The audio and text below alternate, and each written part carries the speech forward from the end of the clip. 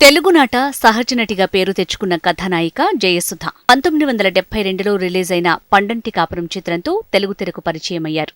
ఆమె సినీ అరంగేట్రం చేసిన టైంలో ఒకవైపు శారద, వాణిశ్రీ లాంటి సీనియర్ హీరోయిన్స్, మరోవైపు శ్రీదేవి, జయప్రద లాంటి యంగ్ హీరోయిన్స్ నుంచి తీవ్రమైన పోటీని ఎదుర్కొన్నారు.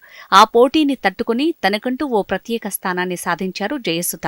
చలాకి చెల్లెలుగా, కవ్వించే ప్రియురాలిగా, అల్లరి చేసే జవరాలుగా, బాధ్యత నెరిగిన భార్యగా విభిన్న పాత్రలు మెప్పించారు. సున్నితమైన హావభావాలు, గంభీరమైన భావోద్వేగాలను ఆమె అలవోకగా పలికించేవారు. అందుకే ఆమెను తెలుగు సినీ ప్రియులు సహజ నటి అని అభినందిస్తూ ఆదరించారు.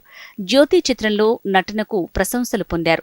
చిరంజీవి సరసన ఇది కథ కాదు సినిమాలో ప్రతిభావంతమైన నటనకు అభినందనలు అందుకున్నారు.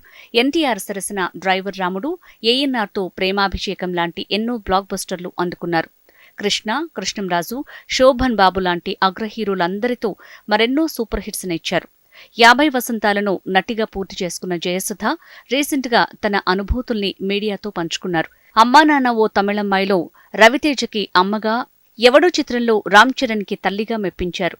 గతంలో సికింద్రాబాద్ నియోజకవర్గం నుంచి ఎమ్మెల్యేగా ఎన్నికై రాజకీయాల్లో కూడా రాణించారు జయసుధ.